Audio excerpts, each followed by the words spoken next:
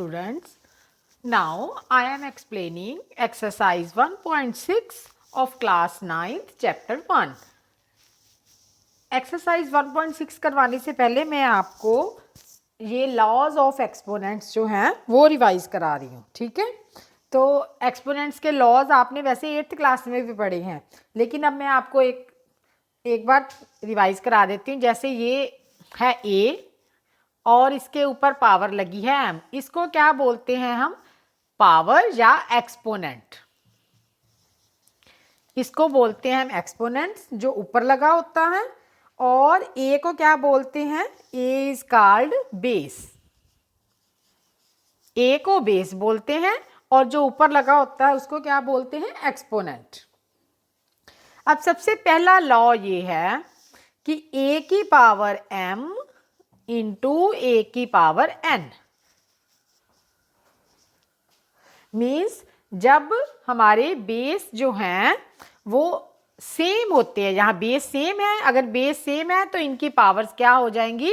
Add हो जाएंगी। Second, a की पावर m और n, मैं n के एक अंदर भी पावर लगी हुई है तो बाहर भी पावर लगी हुई है, तो ये पावर्स दोनों मल्टीप्लाई हो जाएंगी, m मल्टीप्लाई n। ये सेकेंड लॉ हो गया। थर्ड देखो, अगर a की पावर m ओवर a की पावर n हो तो a की पावर देखो m माइनस n, यहाँ पे दोनों मल्टीप्लाई हो रहे थे, बेस सेम थी तो पावर ऐड हो गई, यहाँ पे दोनों डिवाइड हो रहे हैं, बेस सेम है तो पावर माइनस हो गई। उसके बाद नेक्स्ट, a की पावर n और b की पावर, दोनों की पावर सेम है तो a b की पावर n हो जाएगी, ठीक है। अगर दोनों पावर सेम है तो इस तरह से बेस मल्टीप्लाई हो जाएंगे। अगर a की पावर n b की पावर n सेम है, पावर सेम है तो बेस मल्टीप्लाई हो जाएंगे, ठीक है। ये आपने लॉज ऑफ एक्सपोनेंट हो गए।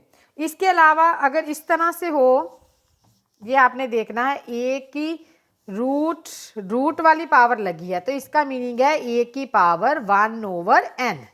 इसको ध्यान से देख लो, अगर रूट वाली पावर लगी है n जहाँ कोई भी नेचुरल नंबर हो सकता, और आगे है अगर इस तरह से हो n is equal to b, then ये रूट है, इसका मतलब ये रूट उधर जाके then a is equal to b की पावर n। इसका क्या मीनिंग है कि अगर a की पावर 1 ओवर n है इज इक्वल टू b, तो ये 1/n पावर अगर हम उस तरफ लेके जाएंगे तो a is equal to b की पावर n हो जाएगी।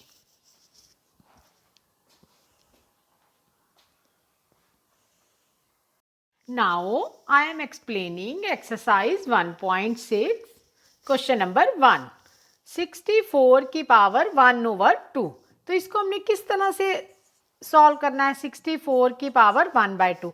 तो पहले हम 64 के फैक्टर्स बनाएंगे, ठीक है। ये इस तरह से इसकी प्राइम फैक्टराइजेशन करेंगे।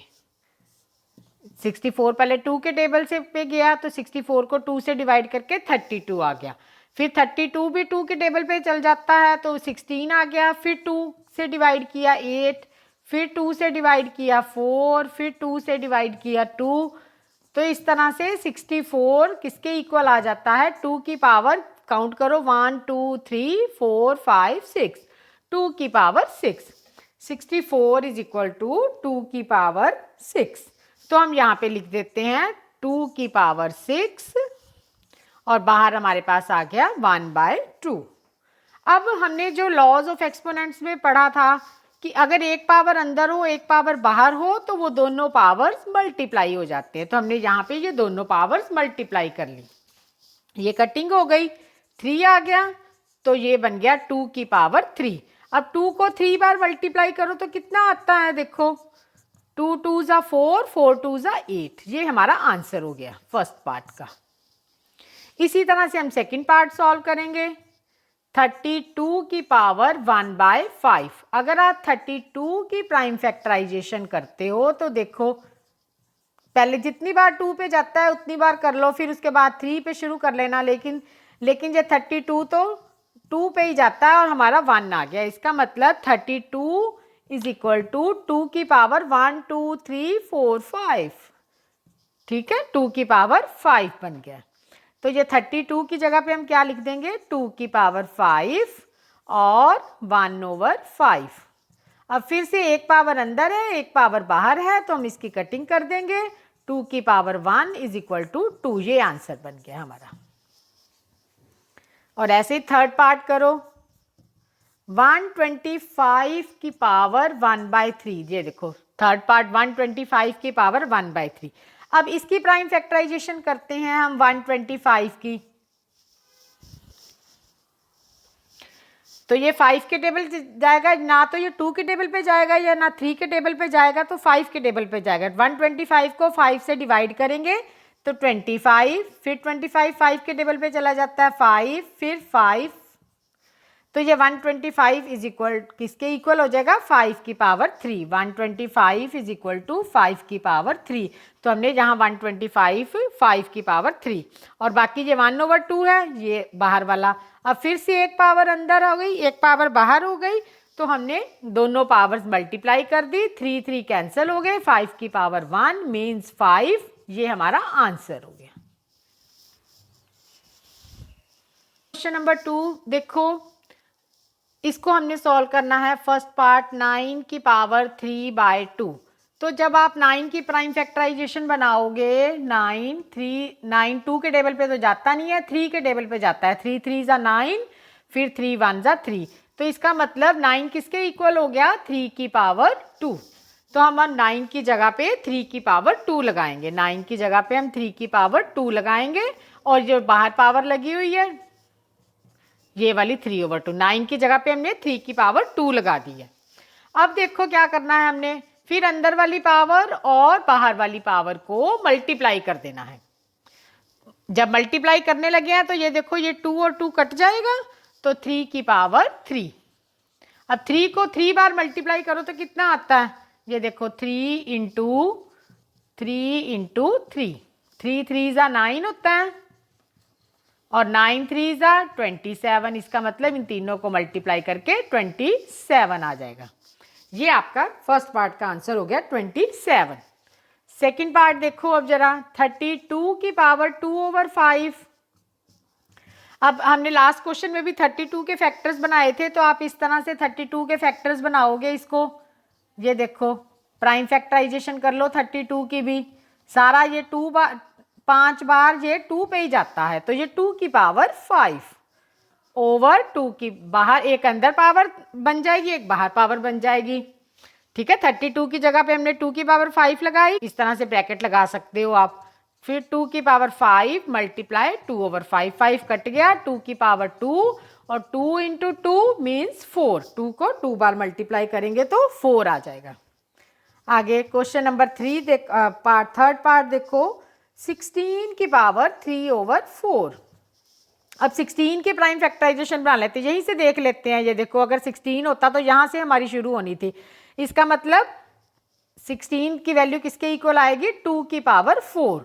16 की अगर हम यहीं से सिर्फ इतनी प्राइम फैक्टराइजेशन देखें तो 16 की जहाँ 16 था ना, तो इसका मतलब 16 2 की पावर 4 के इक्वल आ जाएगा, इज इक्वल टू 3/4। फिर 2 की पावर 4 मल्टीप्लाई 3/4। तो ये 4 4 कट गया, तो 2 की पावर 3। अब 2 को 3 बार मल्टीप्लाई करो तो कितना आता है, देखो 2 2 ज़ा 4, 4 2 ज़ा 8। ये हमारा आंसर बन गया थर्ड पार्ट का। उसके बाद फोर्थ पार्ट में लिटिल बिट डिफरेंट है। हमारी जो एक्सपोनेंट है उसमें हमें माइनस का साइन दिया हुआ है, लेकिन हमारा मेथड वही रहेगा। माइनस के साइन का क्या करना है वो देखो आप। 125 को हमने 5 के साथ इसकी पहले प्राइम फैक्टराइजेशन कर लेते हैं। तो ये कितनी बार 125 किसके इक्वल आ गया, 5 की पावर 3। तो हम 125 लिखेंगे 5 की पावर 3 और जो बाहर पावर थी -1/3। इसका मतलब 5 is equal to 3 multiply -1/3। 3 3 cut गया, 5 की पावर कितनी रह गई, -1। और जब ये पावर माइनस में हो तो ये नीचे आ जाती है डिनोमिनेटर में। ठीक है, ये एक आप याद रखना कि जब भी यहाँ पे साइन चेंज करते हैं पावर का तो बेस का रेसिप्रोकल हो जाता है। ठीक है, आप इस तरह से इसको याद रख सकते हो कि a अगर -n हो तो इसकी वैल्यू इस तरह से हो जाती है। ठीक है, now I am explaining question number 3 of exercise 1.6। 2 की पावर 2/3 और 2 की पावर 1/5। इसको ध्यान से देखो, इनके जो बेस हैं वो सेम है। ठीक है, 2 की पावर 2/3, इसका बेस कितना है 2, ये जो डॉट लगा है ना इसका मतलब मल्टीप्लाई होता है, और 2 की पावर 1/5। अब इन दोनों का क्या है, ये देखो बेस सेम है इन दोनों की। अगर बेस सेम हो तो पावर्स क्या हो जाती हैं, ऐड हो जाती हैं। तो हमने यहाँ पे ऐड कर लिया। अब ये फ्रैक्शन वाली पावर्स हैं तो इसको एलसीएम लेके आपको करना पड़ेगा। 2, 5 और 3 का एलसीएम 15 हो गया। 15 को 3 से डिवाइड करेंगे। पहले 5 और 3 का एलसीएम जो है 15 है। फिर 15 को नीचे वाले नंबर से डिवाइड किया, 15 को 3 से डिवाइड किया, 15 को 3 से डिवाइड किया तो 5 आ गया। नीचे वाले नंबर से डिवाइड करना है और ऊपर वाले नंबर से मल्टीप्लाई करना है। हमने 15 को 3 से डिवाइड कर दिया, जितना हमारा एलसीएम आ गया था, तो ऊपर वाले नंबर से मल्टीप्लाई कर दिया तो यहाँ 10 आ गया। फिर अब नेक्स्ट नंबर के साथ हम ऐसे ही करेंगे। एलसीएम जितना हमारा एलसीएम आया उसको नीचे वाले नंबर से डिवाइड करेंगे और ऊपर वाले नंबर से मल्टीप्लाई करेंगे। ऊपर कितना था 1, हमने 1 से मल्टीप्लाई कर दिया 3। तो ये हमारा पावर में क्या आ गया, 2 की पावर 13/15। ये हमारा आंसर बन गया है। उसके बाद सेकंड पार्ट देखो जरा। अब 1/3 की पावर 3 7। अब इसमें भी इस तरह से ही है, एक पावर अंदर है एक पावर बाहर है और ये पावर नीचे लगी हुई है। इसको हम पहले ऊपर ले आते हैं। तो कैसे करेंगे, जब ये ऊपर जाएगी तो इसकी पावर के साथ प्लस का साइन था, माइनस का साइन हो जाएगा। जब भी इस तरह से हो ना, डिनोमिनेटर में पावर है, ऊपर 1 है, तो ये नंबर को हम ऊपर लेके जाएंगे तो इसकी पावर के साथ माइनस आ जाएगा। और बाहर 7 है, तो अब क्या करेंगे, एक पावर अंदर हो गई एक पावर बाहर हो गई, दोनों पावर्स मल्टीप्लाई हो जाएंगी। ये स्टार्टिंग में मैंने जो आपको लॉज ऑफ एक्सपोनेंट बताए थे उसी के हिसाब से कर रहे हैं। वो लॉज ऑफ एक्सपोनेंट आपने अच्छी तरह से लर्न करने हैं।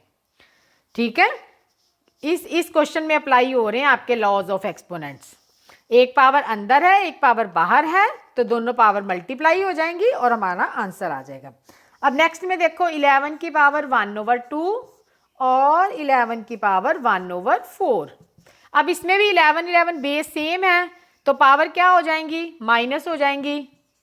क्यों माइनस होंगी, क्योंकि ये दोनों डिवाइड हो रहे हैं, सेम बेस वाले नंबर डिवाइड हो रहे हैं। अगर सेम बेस वाले नंबर मल्टीप्लाई हो रहे हो जैसे फर्स्ट पार्ट में था तो हमने पावर्स ऐड कर दी थी।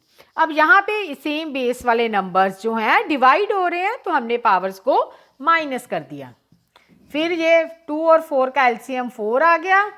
ठीक है, 4 को अब 2 से डिवाइड करेंगे तो 2 और ऊपर 1 से मल्टीप्लाई करेंगे तो 2 आ जाएगा, -1।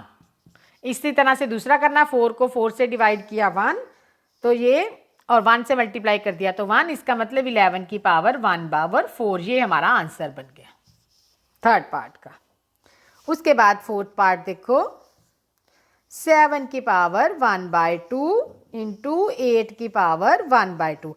अब इसमें क्या है, हमारे एक्सपोनेंट सेम है, बेस डिफरेंट है।